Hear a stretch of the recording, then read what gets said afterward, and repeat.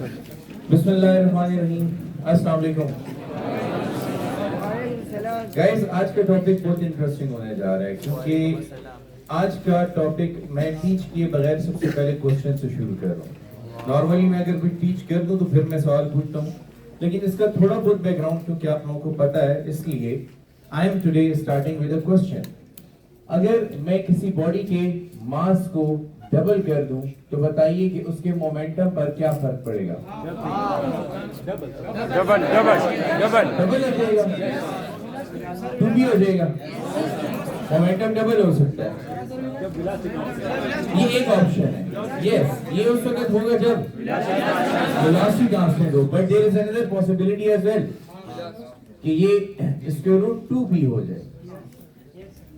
एक और भी प्रोबेबिलिटी है कि मास डबल होने से momentum square root 2 times increase हो जाए। This is something interesting now. This is something really interesting now. अब इस पॉसिबिलिटी को एक्सप्लोर करने के लिए आपको कुछ डिस्क्रिप्शन देनी पड़ेगी। आज हम अपना टॉपिक शुरू करेंगे with relation between kinetic energy, इस टॉपिक में मैं उसको ई से रिप्रेजेंट करूंगा, and momentum. So stay tuned and enjoy it. What's gonna happen here is extremely interesting. See how? देखो, सबसे पहले काइनेटिक एनर्जी का फार्मूला लिखो। Kinetic energy is 1/2 mv², and your momentum is the product of mass and, अगर whole से देखो तो दोनों सिमिलर क्वांटिटीज पे डिपेंड करते हैं, लेकिन मास के साथ दोनों का रिलेशन सेम है, लेकिन वेलोसिटी के साथ सेम ना। अगर हम ये देखें तो मोमेंटम इक्वली डिपेंड करता है मास पे भी और वेलोसिटी पे भी, लेकिन काइनेटिक एनर्जी की ज्यादा डिपेंडेंस, क्योंकि मास डबल करने से काइनेटिक एनर्जी डबल होगी, लेकिन वेलोसिटी डबल करने से काइनेटिक एनर्जी 4 टाइम्स इंक्रीज होगी। समझ आई कि नहीं आई? अच्छा, अब इंटरेस्टिंग ये है कि दोनों लग रहा है कि एक दूसरे के साथ रिलेट हो सकते हैं। तो इधर देखो, अब आपको पता चलेगा कि काइनेटिक एनर्जी और मोमेंटम के न्यूमेरस फार्मूलास हैं। उसकी वजह से न्यूमेरस रेशियोज या रिलेशनशिप्स आपके सामने आ सकती हैं। How they are, let me show you now. E is equal to half mv² and P is equal to mv। अगर मैं दोनों को रिलेट करूं तो देखो, kinetic energy E is equal to half mv into V लिख सकता हूं। हाँ, the product of mass and velocity, so you get half of PV। I think this is the formula you are seeing first time in your life। Yes, sir. Kinetic energy is half of PV। Kinetic energy is half of PV, यानी momentum times velocity. तो ये आपके kinetic energy को calculate करने का दूसरा formula, और यही मोमेंटम को कैलकुलेट करने का दूसरा फार्मूला भी है। बताओ, इसी फार्मूले के मुताबिक मोमेंटम P किसके बराबर होगा? 2 times of E upon V। समझ आई? तो ये कैलकुलेशन भी आप पहली दफा देख रहे हो। अब ये डायरेक्ट और इंस्टेंट रिजल्ट्स हैं। हो सकता है आपको कहे कि एक बॉडी की वेलोसिटी है 10 मीटर पर सेकंड, उसकी काइनेटिक एनर्जी है 10 मीटर पर सेकंड, तो बताइए कि उसका मोमेंटम क्या होगा? तो आप फौरन परेशान हो गए, यार वेलोसिटी तो दी है, मास ही दिया, लेकिन मास की जगह क्या दिया हुआ है? काइनेटिक एनर्जी दी हुई है। तो अगर काइनेटिक एनर्जी भी 10 है, वेलोसिटी भी 10 है, तो मोमेंटम 2 किलोग्राम मीटर पर सेकंड होगा। समझ आई कि नहीं आया? सो इंस्टेंटली आप रिजल्ट निकाल लोगे। अच्छा, थर्ड केस को देखो। थर्ड में देखो, E is equal to half mv², इसको m से मल्टीप्लाई भी कर दें और डिवाइड भी कर दें, इक्वेशन बैलेंस रहेगी। E is equal to 2 into m, 2m, और m into m, m² v², m² v² becomes p² by 2m। अब आपको थर्ड रिजल्ट मिल गया, energy E is equal to T² upon 2m, और इसी फार्मूले के मुताबिक T² किसके बराबर होगा? 2me के बराबर होगा कि नहीं? ये 2m इधर आ जाएगा, या अगर मैं स्क्वायर रूट ले लूं तो P किसके बराबर होगा? Square root m। तो ये आपके पास थर्ड फार्मूला आया है काइनेटिक एनर्जी को कैलकुलेट करने का और मोमेंटम को कैलकुलेट करने का। अच्छा, अब इन फॉर्मूलाज में जरा देखो ना, कमाल की चीजें। बताओ मोमेंटम का वेलोसिटी के साथ क्या रिलेशन है जब क्या कांस्टेंट हो? मास। लेकिन अजीबोगरीब बात है, मोमेंटम का वेलोसिटी के साथ क्या रिलेशन है? लेकिन ये कब? जब काइनेटिक एनर्जी कांस्टेंट हो। अब कौन से हालात में कौन से वाकयात होंगे, ये उसी में हालात पे डिपेंड करता है। समझ आई कि नहीं आई? दिस इज नाउ इंटरेस्टिंग कि हम हमेशा देखते आए, हमें सिर्फ यही इक्वेशन पता है, तो हम हमेशा यही देखते आए कि momentum is directly proportional to velocity if the mass is kept. लेकिन आज वही momentum is inversely proportional to when kinetic energy is kept constant. तो अब वो क्वेश्चन देगा, उसके मुताबिक हम जवाब देंगे। वो कहेगा कि for a body having constant kinetic energy, for a body having constant kinetic energy, what is the relation between its momentum and velocity? Inverse. But for a body having constant mass, what is the relation between momentum and velocity? Direct. इसी तरह हैरानी से देखते रहो, ये बताओ kinetic energy और मास में क्या रिलेशन है? डायरेक्ट। लेकिन ये कब? जब वेलोसिटी कांस्टेंट हो। लेकिन अब खतरनाक बात यहाँ पे आएगी, जब मोमेंटम कांस्टेंट हो तो काइनेटिक एनर्जी का मास के साथ क्या रिलेशन है? इनवर्स रिलेशन है। समझ आई कि नहीं आई? तो कब काइनेटिक एनर्जी का वेलोसिटी के साथ क्या रिलेशन होगा, कब किस तरह एक्ट करेंगे, ये सारा डिपेंड कर रहा है कि कौन सी चीजें कांस्टेंट है। अब इधर एक और अजीबोगरीब बात है, इधर देखो, वो क्या? एनर्जी मोमेंटम के स्क्वायर के डायरेक्टली प्रोपोर्शनल है। कब? जब मास कांस्टेंट हो। जब मास, लेकिन जब वेलोसिटी कांस्टेंट हो तो फिर एनर्जी मोमेंटम के डायरेक्टली प्रोपोर्शनल है। समझ आ रही है? अगर दो बॉडीज की वेलोसिटी सेम हो तो उनका मोमेंटम, उनकी काइनेटिक एनर्जी उनके मोमेंटम पे डिपेंड करेगी। फिर जिस बॉडी का मोमेंटम ज्यादा उसकी काइनेटिक एनर्जी भी। लेकिन अगर दो बॉडीज के मासेस सेम हो तो फिर उनकी काइनेटिक एनर्जी उनके मोमेंटम के स्क्वायर पे डिपेंड करेगी। फिर जिसका मोमेंटम ज्यादा होगा उसकी की काइनेटिक एनर्जी तब भी ज्यादा होगी, लेकिन स्क्वायर टाइम्स ज्यादा होगी। तो आप देख रहे हैं कि कांस्टेंट की वैल्यू चेंज होने से डिपेंडेंस कंप्लीटली चेंज हो जाती है। लाइक यहाँ पे मैं वही रेशियोज डिस्क्राइब करूंगा और इन्हीं रेशियोज से हम अपने तमाम के तमाम फीचर्स जो है अंडरस्टैंड करने की कोशिश करेंगे। चलिए मैं पहले इसके लिए सॉल्व करता हूँ, फिर इसके लिए सॉल्व करता हूँ, फिर एज ए स्पेशल केस इसके लिए। ये दोनों तो एक ही है, फिर मैं एज ए स्पेशल केस इसके लिए सॉल्व कर दूंगा। ये आपका होम असाइनमेंट बन जाएगा कि आप इनके लिए खुद सॉल्यूशन निकालें। So I will start from here. देखो बच्चों, we start with the first equation, P is equal to mv। आज के बाद रेशियोज का कॉन्सेप्ट हमेशा के लिए आपको समझ आ जाना चाहिए, क्योंकि रेशियोज में हम यही करेंगे, equations involving three variable will keep one constant and find the relation between the other to.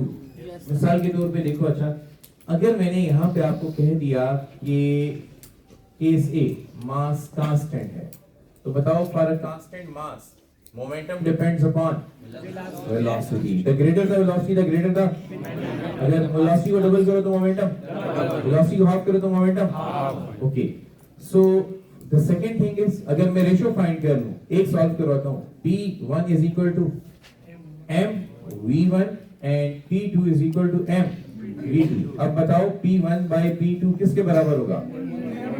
m v1 upon m v2, m and m। So P1 by P2 is equal to v1 by v2। समझ आया कुछ? For a constant mass, the ratio of momenta is equal to the ratio of respective velocities। Respective velocities का क्या मतलब है? कि जिस body का मोमेंटम होगा उसी बॉडी की वेलोसिटी उसके सामने आएगी। सब स्टेप सेम होंगे, 1 2 1 2। अच्छा, सेकंड केस देखो, केस बी में हम सॉल्व करते हैं। अब क्या कांस्टेंट रखोगे? वेलोसिटी। वेलोसिटी कांस्टेंट करो। अब बताओ मोमेंटम किस पे डिपेंड कर रहा है? मास पे। अच्छा मैं डायरेक्टली लिख देता हूं, अब P1 by P2 की रेशियो किसके बराबर होगी? M1 by M2। समझ आता है ना? ओके, तो ये हमारे पास वेलोसिटी कांस्टेंट रहते हुए रिलेशन है। अच्छा, इसको मैं जरा डिफरेंट कलर से हाईलाइट करता हूं, इससे हमें डायरेक्ट रिजल्ट पता चल जाता है। और यहां से हमें रेशोज मिल जाती हैं। अगर मासेस की रेशो 1:2 होगी तो मोमेंटा की रेशो भी। अच्छा, केस सी, अब क्या कांस्टेंट रखोगे? मोमेंटम। इस इक्वेशन में थर्ड क्वांटिटी क्या है? मोमेंटम। अब मोमेंटम को कांस्टेंट करके रिलेशन चेक करना है। अब रिलेशन किसके दरमियान होगा? तो अगर मोमेंटम कांस्टेंट रखना है तो मास बढ़ाने से वेलोसिटी समझ आई कि नहीं आई? ताकि प्रोडक्ट क्या रहे? कौन सा ला है? कौन सा ला है? Momentum constant. Law of conservation of momentum. Law of conservation of. Okay, अब अगर मोमेंटम कांस्टेंट है तो हमें पता चल गया है कि जिस बॉडी का मास ज्यादा होगा उसकी वेलोसिटी कम। तो मास और वेलोसिटी का क्या रिलेशन हुआ? तो v is inversely proportional to. अब बताओ v1 by v2 किसके बराबर होगा? Inverse ratio of the respective mass. तो आपके पास ये रिजल्ट आ जाएगा। क्लियर हुआ? अच्छा, अब सेम रिजल्ट जो है हम एक्सप्लोर करेंगे काइनेटिक एनर्जी के लिए। ठीक है, पहला टारगेट ये, दूसरा ये और तीसरा यहाँ पे आना है हमने। पहले इसको इवेलुएट कर लो। अच्छा, अब आ जाओ सेकेंड में। Kinetic energy E is equal to half mv square. So Amin bluetooth connect किया हुआ है? Okay, E is equal to half mv square. So option A जैसे हमने यहाँ पे रखा था, मास इज केप्ट। अब बताओ एनर्जी का वेलोसिटी के साथ क्या रिलेशन है? Direct square.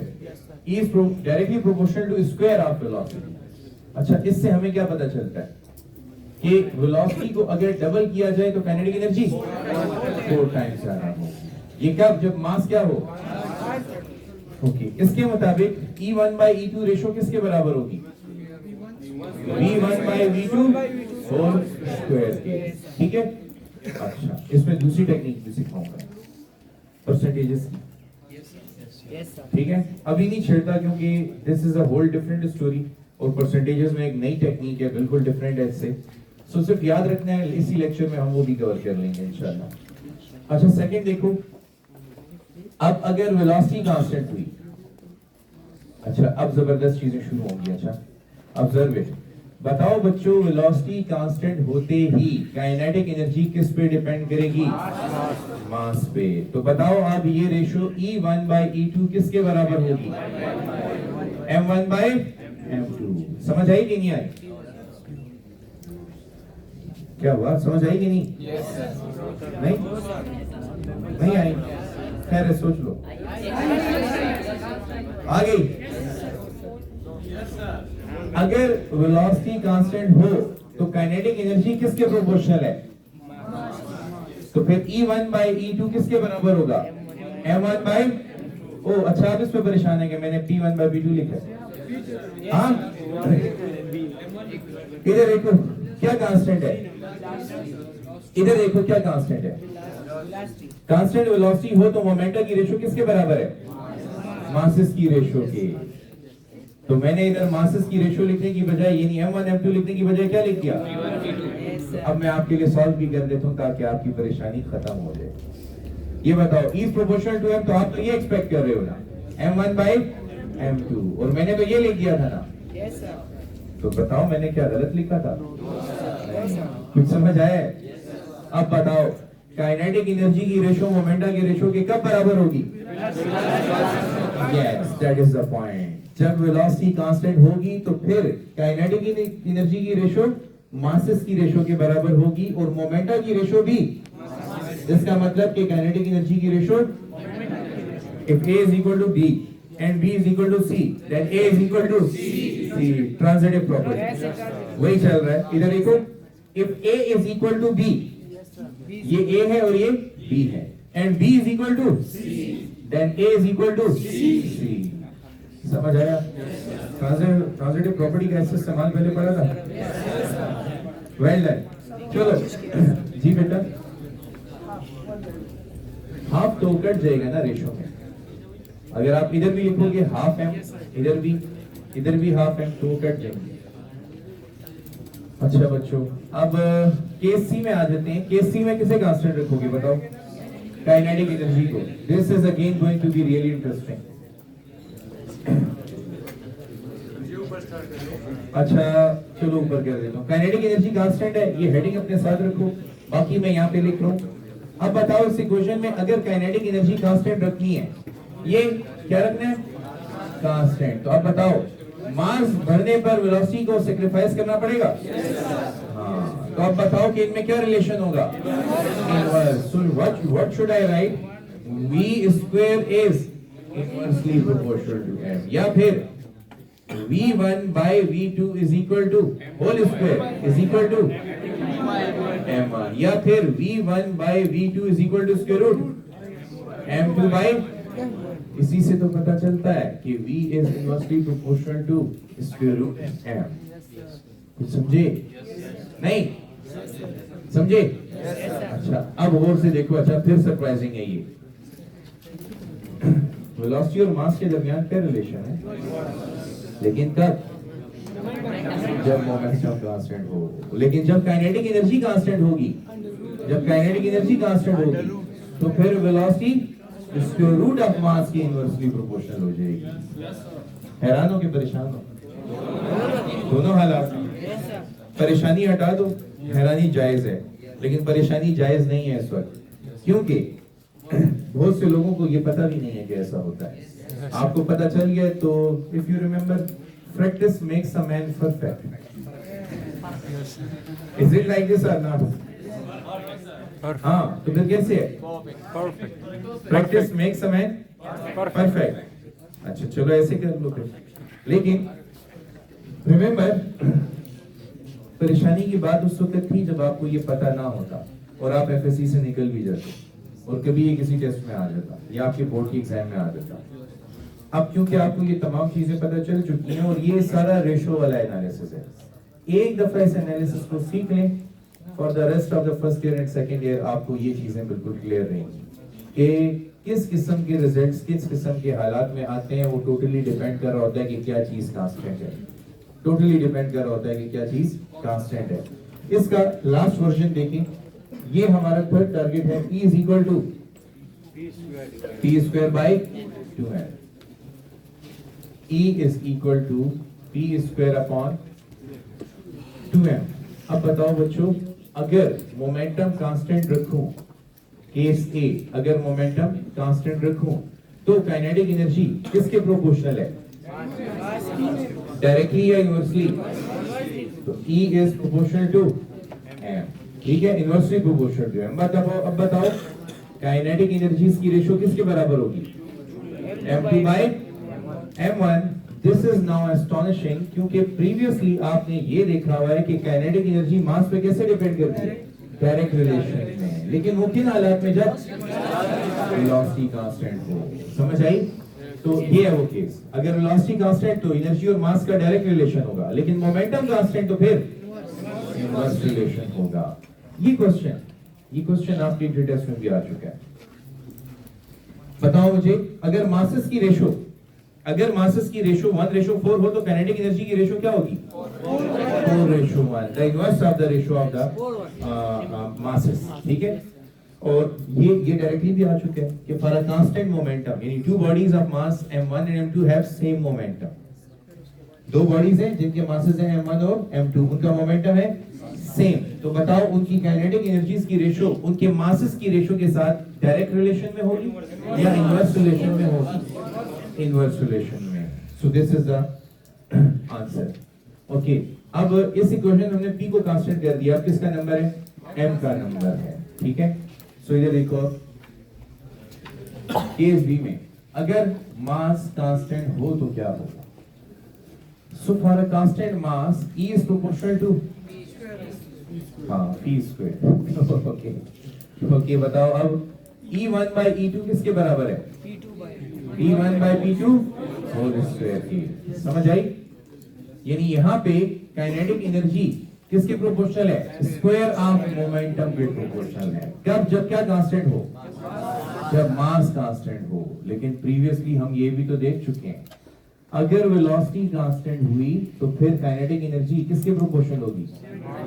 मोमेंटम। यहाँ पे स्क्वायर नहीं है, तो कांस्टेंट बदलते ही रिलेशन बदल जाएगा। Is it clear? Okay, third में आ जाओ। केस सी में किसको कांस्टेंट रखना है? ई को इसमें से कर लेते हैं। इधर ये दोनों तो सेम है ना, these two are same। मैंने इसी से ये डिराइव किया है, सो मैं यहाँ पे लिख देता हूँ ई कांस्टेंट है। ई कांस्टेंट होने की वजह से P is equal to square root 2me। अब E और 2 तो वैसे भी कांस्टेंट है, तो बताओ P is proportional to square root of m आएगा या नहीं? अच्छा, अगर काइनेटिक एनर्जी कांस्टेंट हो तो momentum square root of mass के प्रोपोर्शनल है। अच्छा बच्चों इधर देखो, मास को 4 टाइम बढ़ाने से मोमेंटम, इधर मास को 4 टाइम बढ़ाने से मोमेंटम 4 टाइम बढ़ेगा। कब? जब क्या कांस्टेंट हो? इलास्टिक कांस्टेंट हो। लेकिन जब काइनेटिक एनर्जी कांस्टेंट हो तो मास को 4 टाइम बढ़ाने से मोमेंटम 2 टाइम्स बढ़ेगा। तो आपको स्टेटमेंट चेक करनी पड़ती है कि कौन सी स्टेटमेंट है, क्या चीज कांस्टेंट रखी गई है, उसी के मुताबिक आपका फाइनल रिजल्ट होगा। Is it clear?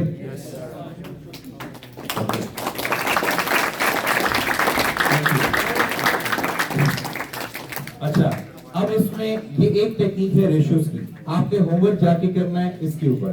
एक एक चीज को कांस्टेंट लेते जाओ और बाकी दो का रिलेशन यानी रेशियो मिलती चली जाएगी। इसी लेक्चर में दूसरी टेक्निक है हमारी परसेंटेज की, ठीक है? इसको यहाँ पॉज कर लो इसको, ठीक है?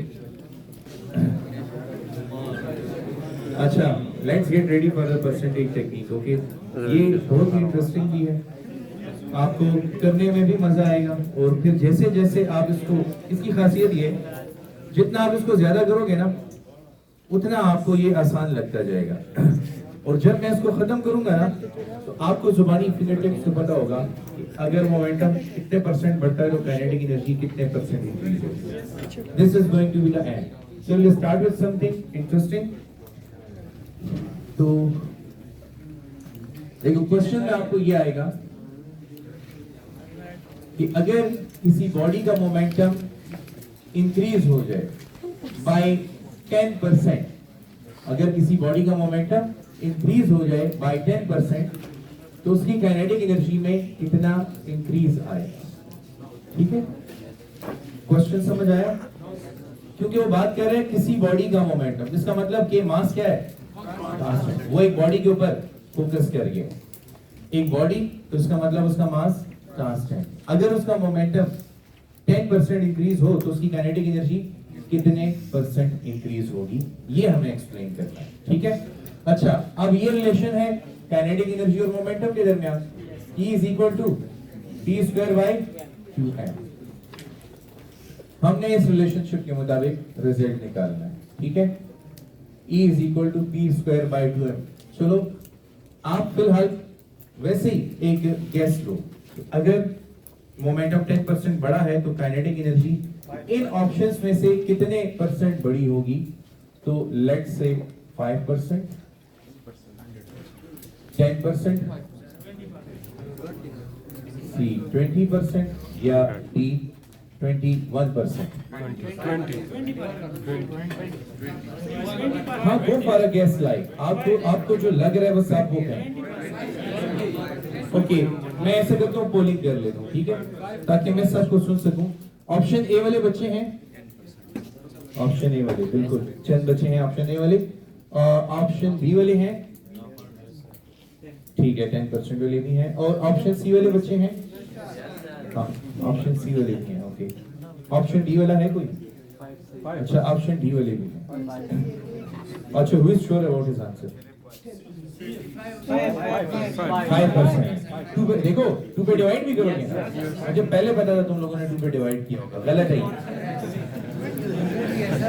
20। आज चलो दोबारा कोशिश करो। ये तो गया था, ये तो गया।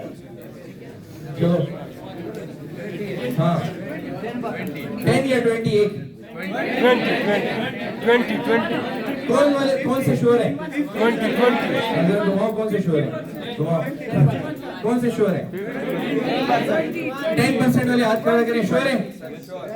10% वाले श्योर नहीं है? अच्छा, कितने? 50%? 50% ऑप्शन में भी नहीं है लगे। 21 है। अच्छा चलो 20% वाले बताओ। 20% वाले शाबाश। जितने भी बच्चों ने 20% का हाथ खड़ा करें। वेल डन, आप सारे गलत हैं।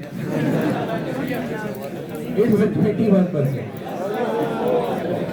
अब सुनो मेरी बात, ये आप कोई ग्रोसरी नहीं कर रहे, ग्रोसरी नहीं कर रहे कि अगर 4 अंडे 8 रुपए के हैं तो फिर 8 अंडे 16 रुपए के होंगे।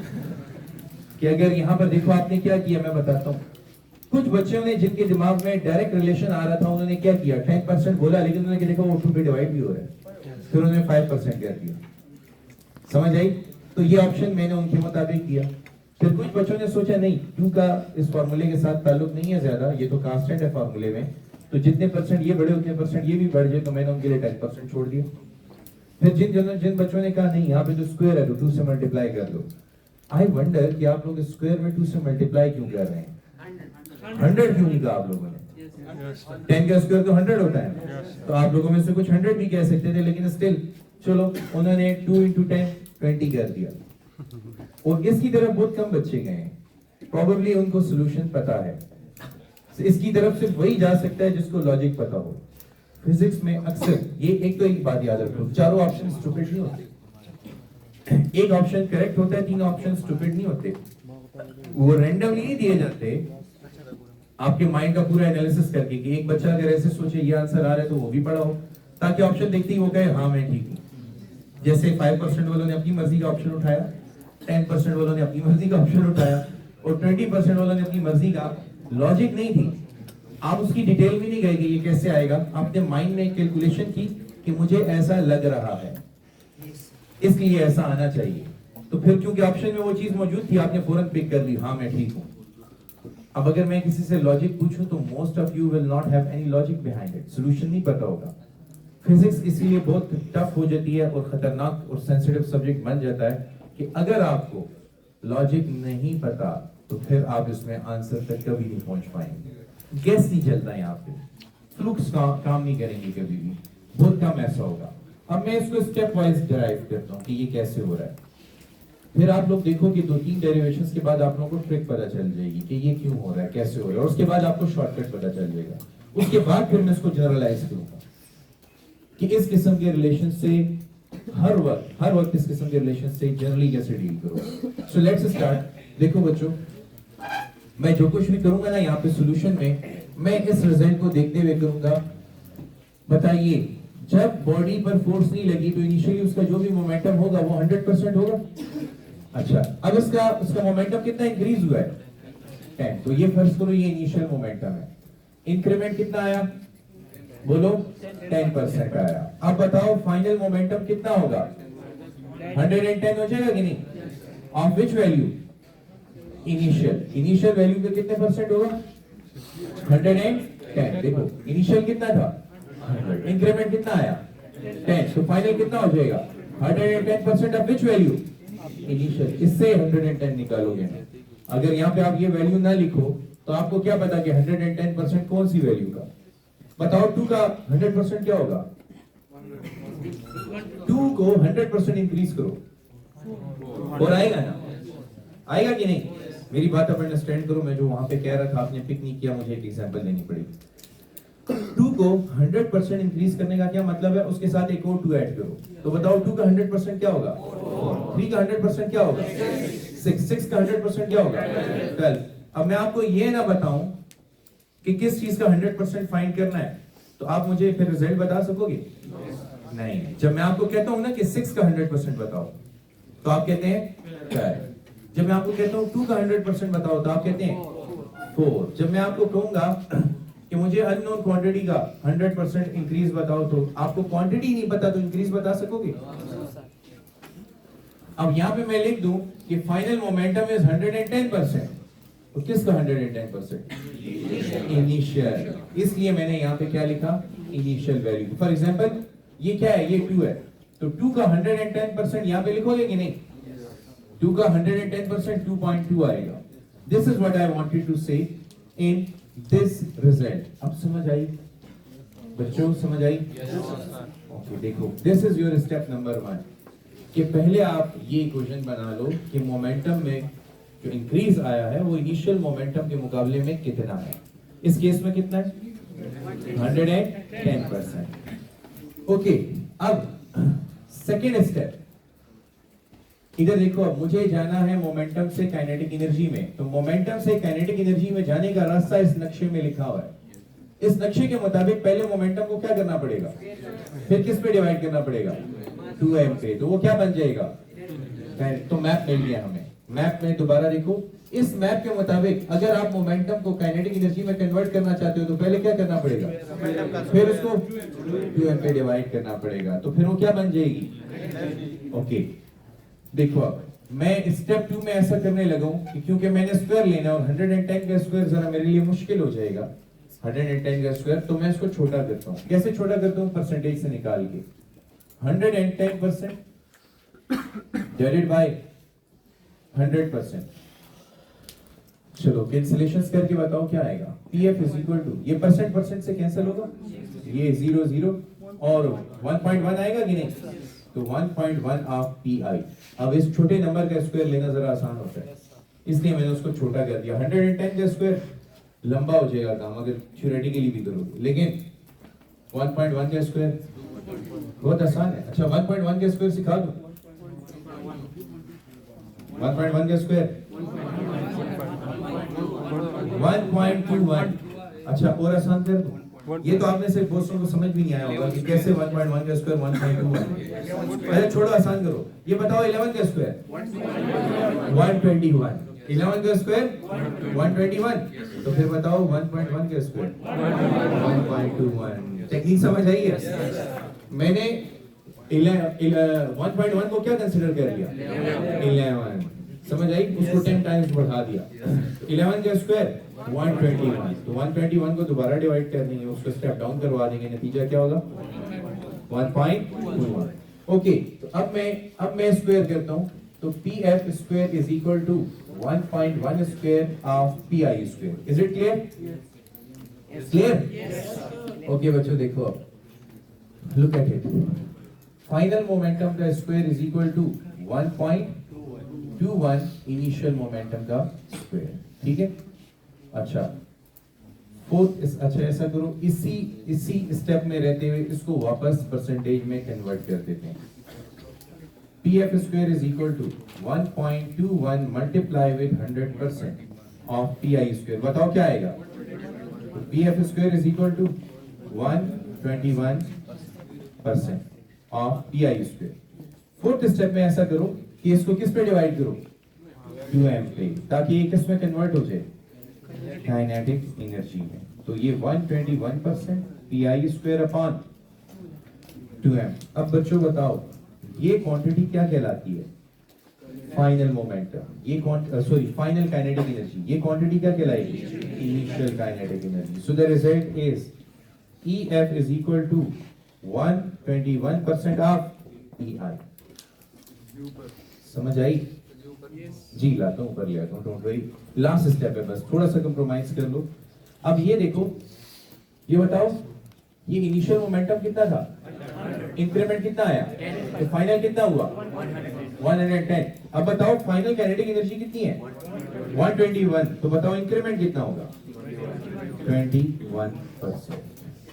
रिपीट करता हूं मैं, देखो अच्छा दोस्तों, आपको क्वेश्चन में क्या कहा गया कि मास तो कांस्टेंट है। ठीक है?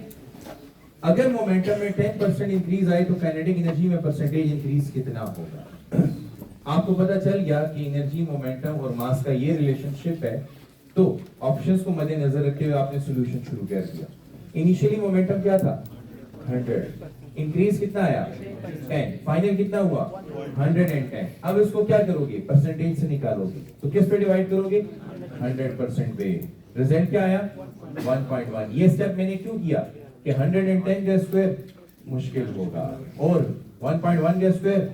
अब मैं स्क्वायर क्यों कर रहा था? क्योंकि मैप क्लियर था। मोमेंटम को काइनेटिक एनर्जी में कन्वर्ट करने के लिए पहले स्क्वायर करोगे, फिर QM पे डिवाइड करोगे। इसलिए मैंने स्क्वायर करना था, तो पहले मैंने इसको छोटा किया, उसके बाद स्क्वायर किया। अब स्क्वायर में आके मैंने आपको एक टेक्निक सिखाई कि कैलकुलेटर को छोड़ दें, फास्ट बने, ब्रेन को शार्प करें अपने। 1.1 स्क्वायर लेने की बजाय क्या कंसीडर करो, 11 स्क्वायर। 11 स्क्वायर किसके बराबर है, 121 के। तो बस पॉइंट अब लगा हुआ है, लगे रहने तो आप इसको 11 देखो, इसको 121 देखो। उसके बाद इसको किस पे, इसको 100% से मल्टीप्लाई करना है। पहले डिवाइड किया था ताकि ये रकम 121% बन जाए, ठीक है। उसके बाद इसको 2m पे दोनों तरफ डिवाइड कर दो, डिवाइड हो गया, क्या आएगा 121%। ये क्या है, फाइनल काइनेटिक एनर्जी, ये क्या है, तो इंक्रीमेंट कितना हुआ 21। देखो ये फाइनल वैल्यू है 121, फाइनल वैल्यू 121 है, तो इनकी इंक्रीज कितना है, क्योंकि पहले 100 था ना, 100 से बड़ी जो भी क्वांटिटी होगी वो किस में काउंट होगी, इंक्रीमेंट में काउंट होगी। जैसे यहाँ पे था 100 के ऊपर एडिशनल क्वांटिटी कितनी थी और इंक्रीमेंट भी कितना था 10। अब फॉलो करो, अच्छा मुझे, मैं स्टेप्स लिखता जाऊंगा, आप मुझे डिक्टेट करोगे मिलके, ठीक है। अब आपका नया क्वेश्चन है आपके सामने कुछ यूं, अगर मोमेंटम में इंक्रीज 20% हो तो percentage increase in kinetic energy इनमें से क्या होगा, ठीक है। सो वन इज, सुनो, 10%, 20%, 36%, 40% और 44%, ठीक है। मैं करता हूं, आप मुझे बोले, आप ना सॉल्व करें, आप मुझे बताएं, उसके बाद थोड़ी सी प्रैक्टिस मेरे साथ कर लें, फिर मैं आपको करने के लिए दूंगा, ठीक है। इसका अगला आप कह रहे हैं, आप अटेम्प्ट करें। बताइए इनिशियल मोमेंटम 100, इंक्रीमेंट कितना है 20%, बताओ फाइनल कितना होगा 120% ऑफ व्हाट, इनिशियल वैल्यू, ठीक है।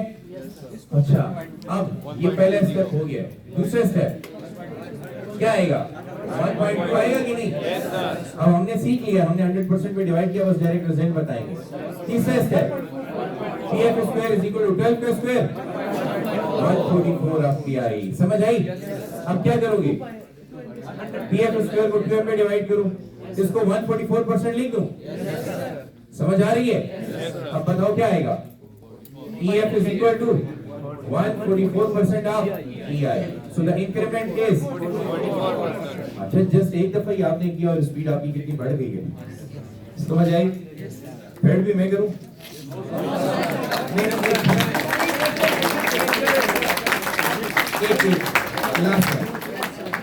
खैर स्पीड आप ज्यादा रखो, मुझे एक और करने दो, उसके बाद फिर दोबारा करते हैं, आपको चांस दूंगा। अच्छा अब 20% के लिए करेंगे, इनिशियल कितना है 100, चलो शुरू हो जाओ, बोलो फाइनल 130% ऑफ इनिशियल, तो pf is equal to 1.3 of pi, बोलो 1.69 बोलो pf square by 2m is equal to 169% of pi divided by square, फिर pf is equal to 169% of pi, so this is equal to 69%.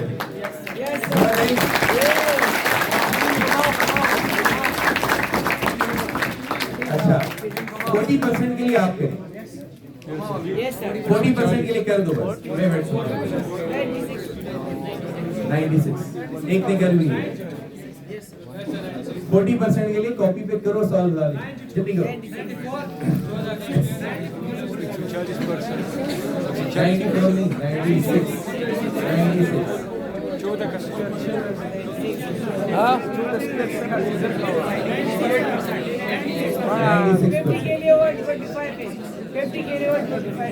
अब वो अगले question का जवाब भी बोल रहे हैं, किधर 50 के लिए 125, 60 के लिए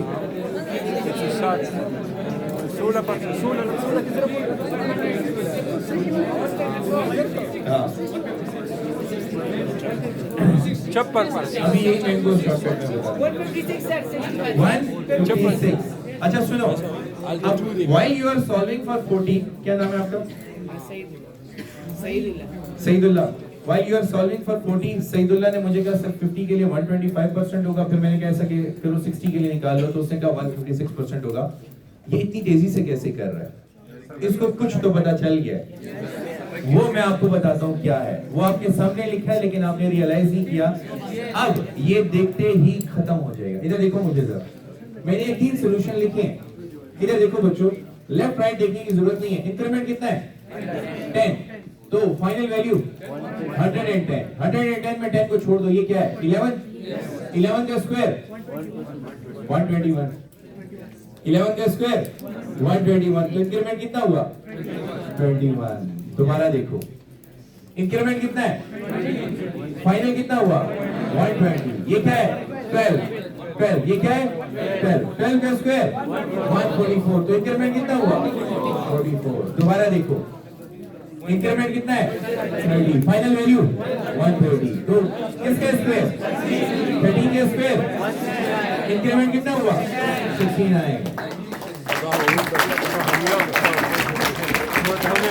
हाँ बच्चों बोलो, इंक्रीमेंट कितना है, फाइनल वैल्यू क्या होगी, किसका स्क्वायर कितना आएगा, इंक्रीमेंट कितना हुआ 36।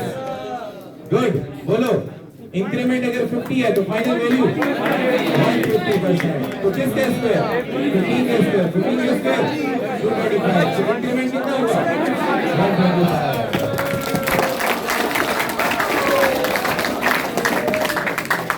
समझ आई? Yes sir. अच्छा देखो, पहले मैंने टेक्निक सिखाई है कि डिटेल सॉल्यूशन कैसे होगा। डिटेल सॉल्यूशन क्लियर हुआ?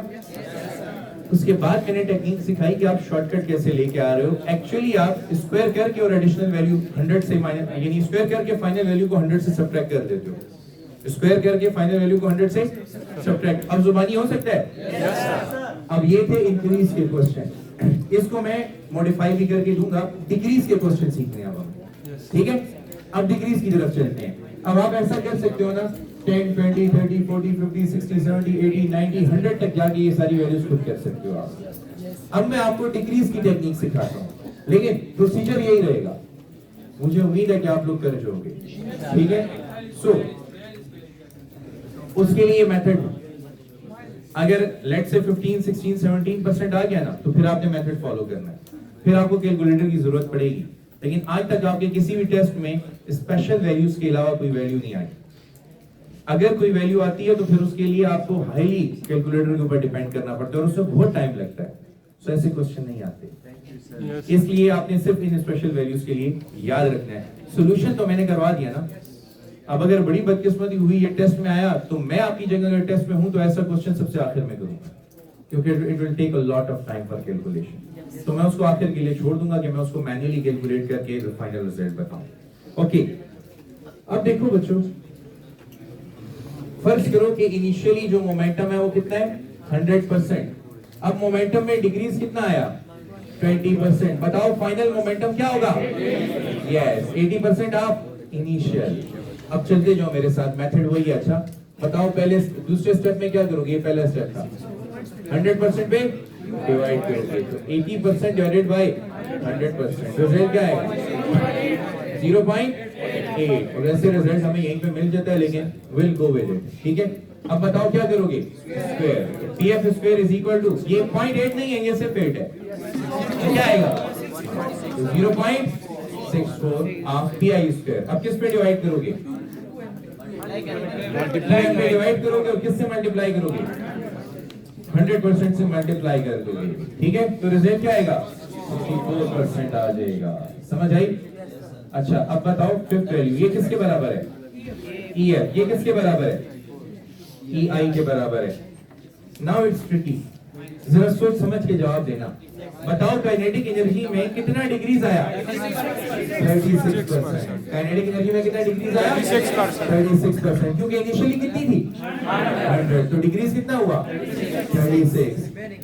हाँ एग्जैक्टली, पहले आप 100 में से माइनस करते थे, अभी आपने 100 में से माइनस किया।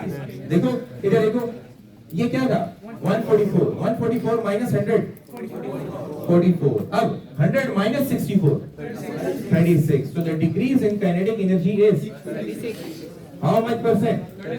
क्योंकि ये रिमेनिंग काइनेटिक एनर्जी है। डिक्रीज आने से पहले काइनेटिक एनर्जी 100 पर थी, अब 64 रह गई है, तो मतलब डिक्रीज कितना आया 36। समझ आई? अच्छा एग्जैक्टली इसी मेथड को फॉलो करोगे। और अब देखो मैं आप लोगों को इन दोनों का कंबाइंड शॉर्टकट बताता हूँ, दोनों का कंबाइंड शॉर्टकट, ठीक है? You gonna enjoy this a lot. वो मैथमेटिक्स थी, वो मैंने सिखा दी, वो मेथड थे बहुत ज्यादा जरूरी थे, वो भी ये भी, वो सारे इंक्रीमेंट के थे, ये डिक्रीज के लिए मैंने एक सोल्यूशन करवाया आपको। अब मैं आपको ये चीज यूनिवर्सल बना के देता हूँ। मोमेंटम में चाहे इंक्रीज आए या डिक्रीज आए, हम काइनेटिक एनर्जी का इंक्रीज भी कैलकुलेट कर सकते हैं और डिक्रीज भी। देखो बच्चों, अगर मोमेंटम में 10% इंक्रीज या डिक्रीज आए तो फर्स्ट करो इंक्रीज है तो काइनेटिक एनर्जी में इंक्रीज आएगा। ये क्या लिखा है?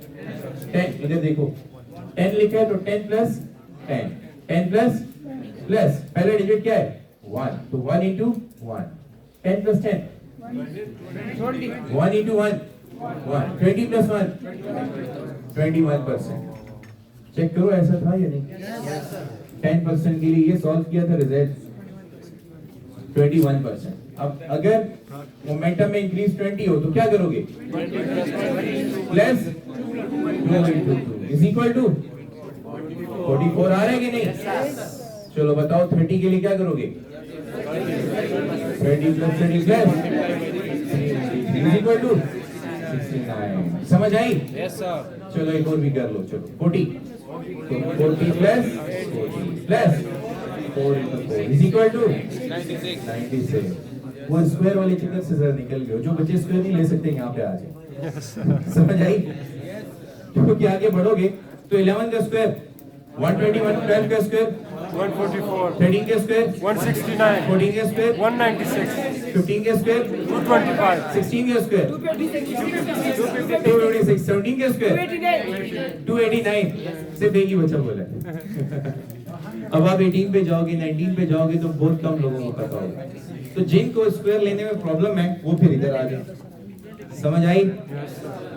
ओके, अब इधर देखो, डिक्रीज इन काइनेटिक एनर्जी के लिए देखो, बस इस प्लस को माइनस कर दो। देखो बच्चों, 10 plus 10 minus 1 into 1 is equal to 19%, is equal to 19। Focus कर रहे हो? इसको जरा मैग्नीफाई कर दो। अच्छा, 20 प्लस 20 माइनस 2 इंटू 2, तो 20 प्लस 20 40, और 2 इंटू 2 4, 40 माइनस 4 36%। इधर 30 प्लस 30 60, और 3 इंटू 3 60 माइनस 9 51, 40 प्लस 40 4 इंटू 4 तो 80 माइनस 16 64%। समझ आई? कौन सा मेथड आसान है? तो बस यही कर लो। Thank you for today.